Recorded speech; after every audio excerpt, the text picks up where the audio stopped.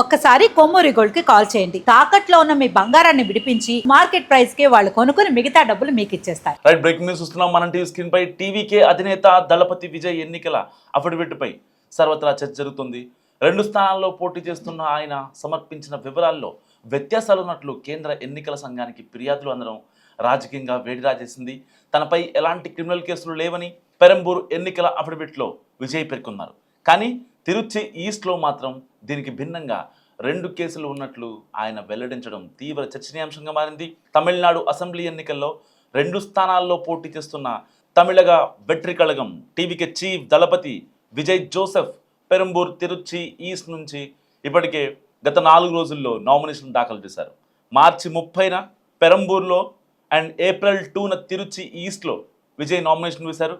అయితే ఈ 2 చోట్ల సమర్పించిన ఎన్నికల అఫిడవిట్లో తేడాలు ఉండడంతో ఆయన నామినేషన్ ప్రమాదంలో పడింది. దీనిపై కేంద్ర ఎన్నికల కమిషన్కు ఫిర్యాదు చేయడం రాజకీయంగా చర్చ జరుగుతోంది. నటుడు విజయ్ పెరంబూర్లో సమర్పించిన ఎన్నికల అఫిడవిట్లో తనపై ఎలాంటి క్రిమినల్ కేసులు పెండింగ్లో లేవని పేర్కొన్నారు. కానీ ఏప్రిల్ 2న తిరుచి ఈస్ట్ నుంచి నామినేషన్ సమయంలో తనపై 2 క్రిమినల్ కేసులు ఉన్నట్లు కూడా అఫిడవిట్లో వెల్లడించారు.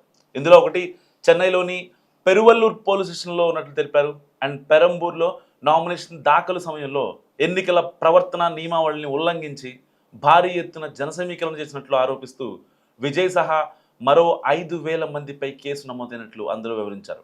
ఇక రెండోది ఆగస్టు 21, 2025లో మదురై జిల్లాలోని కూడకోవిల్ పోలీస్ స్టేషన్లో నమోదైంది. మదురైలో విజయ్ ర్యాంప్ వాక్ చేస్తుండగా ఫిర్యాదుదారుడు కుతూహలంతో దానిపై ఎక్కాడు. సో ఆ సమయంలో అక్కడ ఉన్న విజయ్ వ్యక్తిగత భద్రతా సిబ్బంది తనను దూషించి కిందకు తోసేశారని, తనకు గాయాలయ్యాయని ఆ ఫిర్యాదుదారుడు ఆరోపించాడు. విజయ్ తనపై ఉన్న 2 క్రిమినల్ కేసుల్లో ఒకటి పెరంబూర్లో నామినేషన్ దాఖలు చేసిన సమయంలో, మరొకటి గతేడాది జరిగిందని ఆయనే స్వయంగా పేర్కొన్నారు. కానీ మదురై కేసు విషయాన్ని పెరంబూర్లో నామినేషన్ దాఖలు చేసినప్పుడు ప్రస్తావించకపోవడంతో ప్రత్యర్థులు అనుమానాలు వ్యక్తం చేస్తున్నారు. కానీ విజయ్ మాత్రం 2వ నామినేషన్ పత్రంలో దీనికి వివరణ కూడా ఇచ్చారు. అంటే ఈ కేసుకు సంబంధించి పోలీసుల నుంచి తనకు ఎలాంటి సమన్లు సమాచారం అందలేదని వివరించారు. ఈ కేసు వివరాలు బయటకు రావడంతోనే ప్రస్తావించినట్లు కూడా నామినేషన్ పత్రంలో స్పష్టం చేశారు. అండ్ ఇదే సమయంలో ఆయన ఆస్తుల గురించి కూడా ప్రత్యర్థి పార్టీలు ఆరోపణలు చేస్తున్నాయి. విజయ్ తన ఆస్తులను తక్కువ చేసి చూపిస్తారని, విదేశీ పెట్టుబడుల వివరాలను అఫిడవిట్లో ఎందుకు పేర్కొనలేదని వాళ్ళు గట్టిగా అడుగుతున్నారు. అలాగే తన భార్య సంగీత్తో విడాకుల పిటిషన్ పెండింగ్లో ఉన్న విషయం కూడా పేర్కొనలేదని ఈసీకి ఫిర్యాదు చేశారు. ఒకవేళ క్రిమినల్ కేసు అఫిడవిట్లో ప్రస్తావించకపోవడాన్ని ఈసీ పరిగణలోకి తీసుకోకుంటే పెరంబూర్లో విజయ్ వేసిన నామినేషన్ పత్రం ఇప్పుడు తిరస్కరణకు గురయ్యే అవకాశం చాలా క్రిస్టల్ క్లియర్ కనిపిస్తోంది. ఇటు పెరంబూర్లో ఇచ్చింది వేరు అఫిడవిట్, అండ్ తిరుచి ఈస్ట్లో ఇచ్చింది వేరు. 2 రకాలుగా ఆ యొక్క కేసుని పక్కన పెట్టేసి, ఎందుకంటే ర్యాంప్ వాక్ చేస్తుండగా విజయ్ ఆ ఫిర్యాదుదారుని ఎవరైతే ఉన్నారో అతను భద్రతా సిబ్బంది అండ్ వ్యక్తిగత సిబ్బంది తనను దూషించారని, చంపబోయారంటూ అతను ఒక పిటిషన్ వేశాడు. వాస్తవానికి ఆయన వేసిన పిటిషన్ని ఇటు ఒకవేళ విజయ్ గుర్తుంచుకోకపోయినా, విజయ్కి తెలియకపోయినా, గుర్తుండకపోయినా, ఎందుకంటే ఒక పార్టీ అధినేతగా ఇక్కడ ఆయన గుర్తు లేకపోయినా లాయర్లు అటెస్టేషన్ చాలా క్లియర్గా ఉండాల్సిన అవసరం ఎంతైనా ఉంది. ప్రతి కేసు గురించి, ప్రతి అభ్యర్థి గురించి ఇటు పార్టీలు ప్రచారాలు, ఎన్నికలు ఉన్నాయి, ఏప్రిల్ 23నే ఎన్నికలు ఉన్నాయి. ఇలాంటి నేపథ్యంలో అంటే ఒకవేళ లాయర్లు తెచ్చిన విజయ్ ఆ కేసును దీంట్లో అటాచ్ చేయలేదా, ఎందుకు ఒక చోట ప్రస్తావించి మరొక చోట ఎందుకు ప్రస్తావించలేదు? పర్టికులర్గా విజయ్ ఎప్పుడైతే అభ్యర్థులను ప్రకటించాడో 234 మంది అభ్యర్థుల్ని ప్రకటించిన తర్వాత ఇటు తిరుచి ఈస్ట్ నుంచి అండ్ పెరంబూర్ నుంచి తమిళనాడులోని 2 స్థానాల నుంచి same deputy CM Pawan Kalyan పోటీ చేసినట్టుగానే 2 స్థానాల్లో ఆయన నేను పోటీ చేస్తానని ప్రకటించడం తర్వాత ప్రత్యర్థుల గుండెల్లో రైళ్లు పరిగెడుతున్నాయి. ఇటు పర్టికులర్గా డిఎంకే విషయానికి వస్తే వాళ్ళకి సంబంధించినటువంటి డిఎంకే నేతలు అతని అఫిడవిట్ తెప్పించుకొని మరి చాలా క్లియర్గా చూశారు. ఎందుకంటే పబ్లిక్ డొమైన్లో ఉంటుంది కాబట్టి. కేంద్ర ఎన్నికల సంఘానికి డైరెక్ట్గా కంప్లైంట్ చేసిన పరిస్థితి. మరి కేంద్ర ఎన్నికల సంఘం ఎలా రియాక్ట్ అవుతుంది? సరిగ్గా ఇంకా 24 గంటల సమయం ఉంది. ఈ 24 గంటల్లోగా ఒకవేళ తీసుకోకపోతే, సవరించిన అఫిడవిట్ మళ్ళీ ఆ యొక్క ఎన్నికల అధికారులకు ఇవ్వకపోతే నిజంగా చాలా కాన్సిక్వెన్సెస్ ఫేస్ చేయాల్సి ఉంటుంది. కేవలం ఒక చోటు నుంచి మాత్రమే పోటీ చేయాల్సి ఉంటుంది. మళ్ళీ వేరే చోట ఎవరినైనా పార్టీ తరపున లేకపోతే ఇండిపెండెంట్గానా ఇంకేంటనేది తర్వాత పార్టీ తీసుకునే డెసిషన్. సో ఏది ఏమైనప్పటికీ ఇప్పుడు ఎన్నికల అఫిడవిట్లో తేడాలు గమనించిన ఎన్నికల అధికారులు కావచ్చు, ఇటు పార్టీల నేతలు ఫిర్యాదుదారులు కావచ్చు, సో చాలా యాక్టివ్గా పనిచేస్తున్నారు.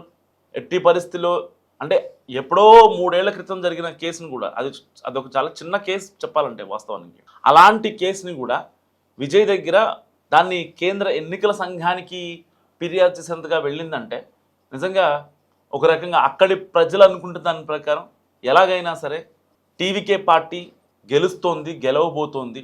సరే కూటమి ఫామ్ చేసా లేకపోతే ఇండివిజువల్గానే అనేది తర్వాత సంగతి చూసుకుంటే, కానీ ఇండివిజువల్గా అనే విషయానికి వస్తే మాత్రం ఇప్పటిదాకా నిర్వహించిన సర్వేల్లో ఇటు కేంద్ర ప్రభుత్వం కొన్ని సర్వేలు చేయించింది అండ్ ఇంటెలిజెన్స్ త్రూ కొన్ని సర్వేలు వచ్చాయి.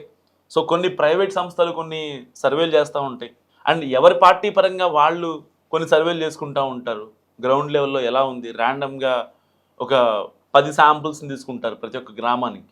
సో అలాంటి వాటిల్లో 100కి 12 నుంచి 15% వరకు టీవీకే పార్టీకే ప్రజలు మొగ్గు చూపుతున్నారని తెలుస్తుంది చాలా క్రిస్టల్ క్లియర్గా.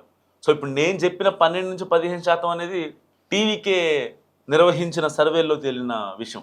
అసలు గ్రౌండ్ ఎలా ఉంది అని చెప్పి విజయ్ ఏదైతే భార్య సంగీత్తో ఆ విడాకులు ఆవిడ బయటకు వచ్చి మాట్లాడటం అలాంటి సమయంలో చేయించాడు. సో మళ్ళీ చేయించే అవకాశం లేకపోలేదు. ఎందుకంటే త్రిష వచ్చాక అండ్ అమిత్ షాతో గెలవడం, ఏదైతే ఆ స్టాంపేడ్కి సంబంధించి 41 మంది చనిపోయారో దానికి సంబంధించి డైరెక్ట్గా ఢిల్లీ పెద్దలతోనే త్రిష రంగంలో దిగి మాట్లాడటం, ఇలాంటివి జరిగిన తర్వాత ఇంకా అసలు ఎంత గ్రౌండ్లో ఎంత పాజిటివిటీ ఉంది అనే అంశాన్ని కూడా ఇటు పరిశీలిస్తున్న పరిస్థితి.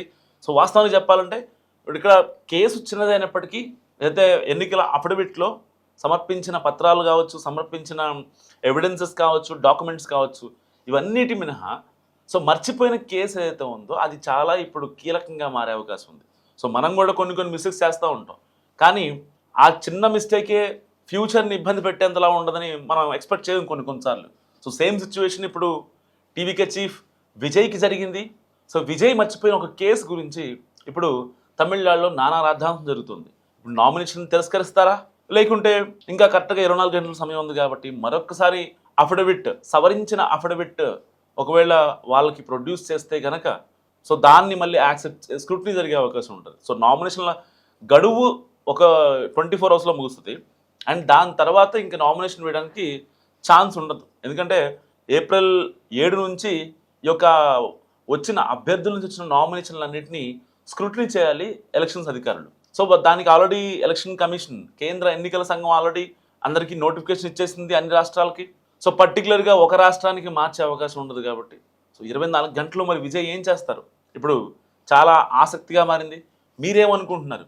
విజయ్ నామినేషన్ తిరస్కరించే అవకాశం ఉందా, లేదంటే సవరించిన నామినేషన్ మళ్ళీ యాక్సెప్ట్ చేస్తారనుకుంటున్నారా?